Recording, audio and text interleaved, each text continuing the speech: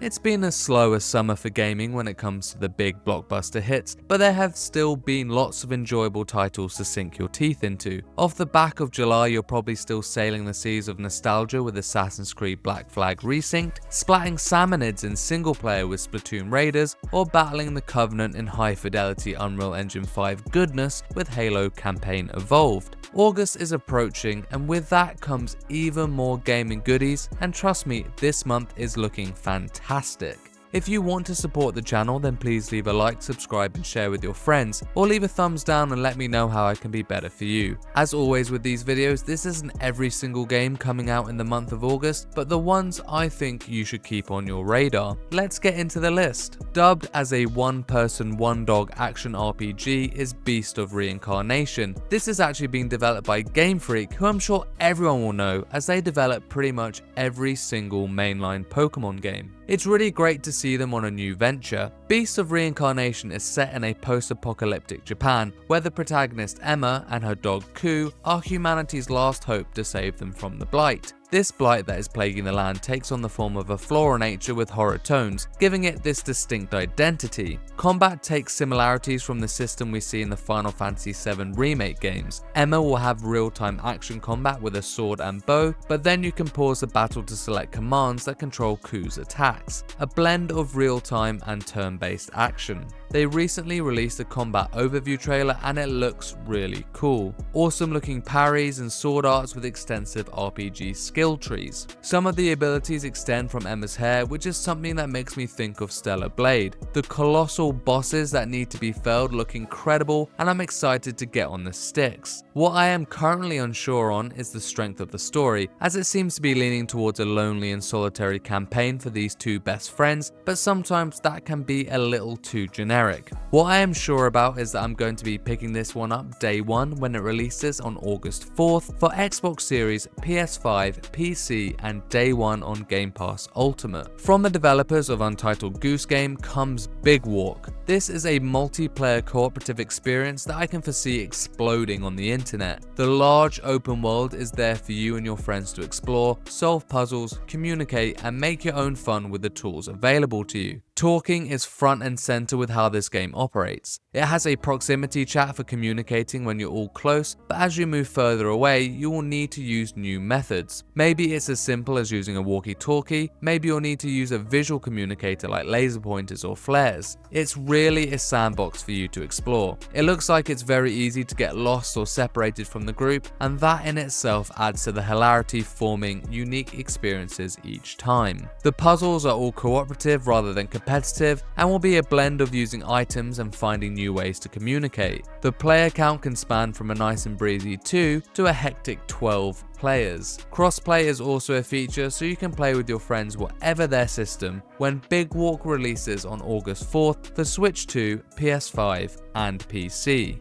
Without a doubt, my favourite Souls-like that's not from Software is Lies of P. Korean developers NeoWiz have crafted an action RPG that feels so similar you could easily be mistaken into believing it was an entry in the Souls franchise. The combat is meticulous and heavy, every fight is a dance that needs to be learned. The build variety is extensive, which screams for future playthroughs. It has a weapon crafting system that allows you to combine and split handles and heads to make your own unique weapons and playstyles. It's draped in a dystopian fantasy world inspired by Pinocchio, which can only make you think about the horror setting of Bloodborne. In my eyes, it's a masterpiece, and in August it comes to the Switch 2 for the very first time. This version is the complete edition, so it comes bundled in with last year's story expansion Overture, which I also thought was phenomenal. Check out my review. In a world of dying physical media, I'm sure you'll all be happy to hear that the physical complete edition of Lies of P on the Switch 2 will be fully on the game cartridge. I may buy it again simply for this reason. Lies of P, the complete edition, launches on August 6th digitally on the Switch 2, with the physical coming on October 2nd. PlayStation's growing relationship with Marvel games is very much apparent this year, and it begins with the release of Marvel Tokon Fighting Souls. This fighting game is being developed by Guilty Gear creators Arc System Works. It is a 4v4 tag team fighter that is presented in this pretty sweet anime art style. There are 20 characters to choose from at launch that cover many popular heroes heroes and villains from the Marvel database. As you'll be fighting in teams of 4, there are many unique combos and synergies to discover as you try different compositions. The stages take you to some iconic locations too, with Asgard, Wakanda, and the X-Mansion all appearing in the starting lineup. You can play locally with friends or online with a lobby of up to 64 people. There is also a single-player episode mode where you can discover some of the backstories about the characters. Arc system works are already staples in the fighting game world, and with the power and IP of Marvel games behind them, I imagine this entry is going to be a hit. There has been positive buzz from the community in the betas and network tests that have happened so far. Marvel Tokon Fighting Souls comes to PS5 and PC on August 6th. Everyone's second favourite Elder Scrolls, Oblivion, made a grand return last year on PlayStation, Xbox and PC with the remastered version, which many would argue was more of a remake than they were advertising. Firstly, all the graphics have been reworked and updated in Unreal Engine 5, which also allows it to run up to 60 FPS and have 4K resolution support. They have updated character backgrounds and choice in the starting screen and improved the UI with more intuitive menus and a HUD that looks modern. There are quality of life improvements too, with a reworked leveling system and a sprint being added, which wasn't in the original. If this doesn't sound remakey enough for you, they even added newly recorded voice lines. In August, this title comes to the Switch 2, marking its appearance on a Nintendo platform for the very first time. The Switch 2 port will have all of the features I mentioned above, except the graphical fidelity will be 1080p 30 FPS in docked, rather than having the higher output on other systems. This Switch 2 port will support motion controls however, which of course the other systems do not. Oblivion Remastered comes to the Nintendo Switch 2 on August 11th. Another port coming to a new system is Grounded 2. This is Obsidian's extremely popular survival crafting game in a Honey I Shrunk the Kids style setup. As Obsidian is an Xbox studio, this naturally came to Xbox and PC first last year, but now it is coming to the PS5. Grounded 2 takes the game out of the back garden of the first title and into the public park. This means much larger spaces and several more biomes to explore. Let's not forget the bugs though. These monstrosities will be crawling around everywhere you go and try to end your life, as well as wreck any of your beautiful builds. The freedom and creativity Grounded offers you and your friends is endless. You can spend days building stuff or hunting legendary bugs for parts, or maybe you want to explore the main story. Grounded 2 will keep you and your friends entertained for hundreds of hours. New to this game are buggies, which is a system that allows you to train, breed, and nurture bugs. They can be used as transport, fight alongside you, or be sent out to forage. Grounded 2 is still in early access, but it is already packed full of content, and it is coming to the PS5 on August 11th. The Sinking City 2 is a survival horror title set in the Lovecraftian American city of Arkham in the 1920s. The whole enemy design and mystery is steeped in Cthulhu mythos, resulting in some horrific looking monsters. They will be fought with an arsenal of era-specific weapons and limited resources which you will have to scavenge for. Exploration and investigation are the most important aspects of this game though.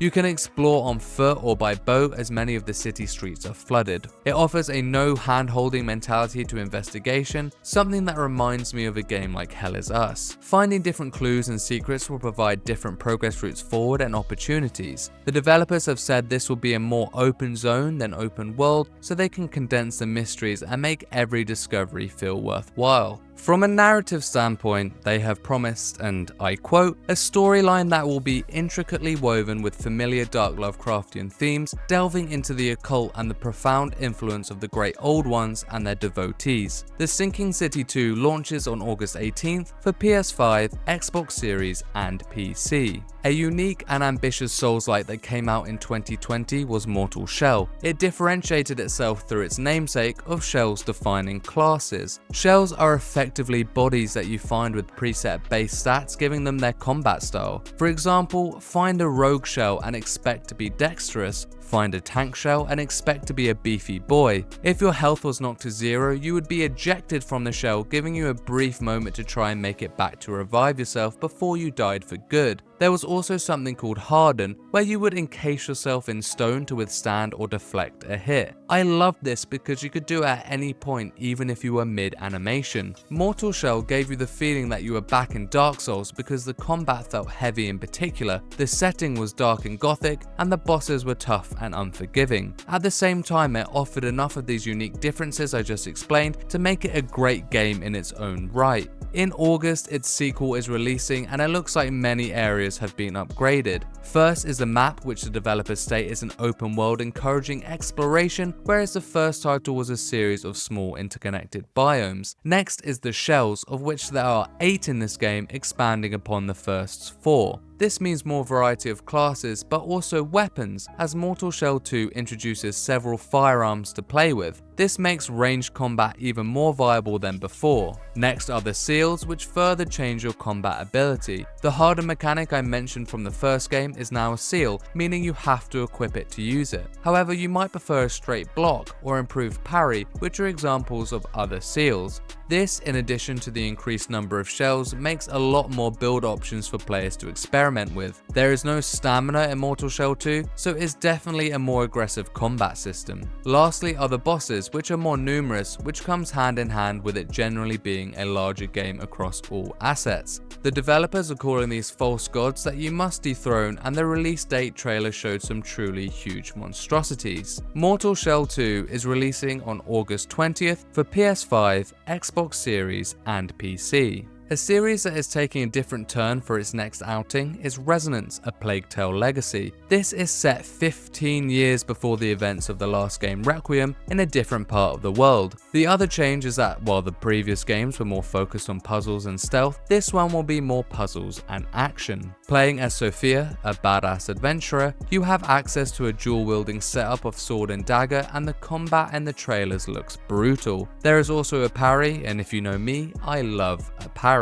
The story takes us to Minotaur Island, which is drenched in mythos as the name would imply, with many secrets to uncover. Sophia is poking around to find answers about her past, but lots of others travel to the island to find treasures of their own, and these could be friend or foe. Traversal through the mysterious island seems to draw parallels to what you'd expect of a third-person adventure game, with grappling, climbing walls, and shimmying ledges. The main allure outside of the combat is the graphical fidelity, which is remarkably impressive, especially for a smaller AA studio. I'm not sure how this is going to tie into the other two games, but I know they're rich in lore, so I'm sure fans will be happy either way. Resonance: A Plague Tale Legacy drops on August 27th for Xbox Series, PS5 and PC. There are a couple of major Star Wars releases this year that aren't your typical third-person action blockbuster. The first of these comes in August. Star Wars Zero Company is a single-player turn-based tactics game set in the Clone Wars era with an all-original story. You build Zero Company with the galaxy's greatest. This could be your classic trooper, scoundrel, or even Jedi. The different archetypes allow for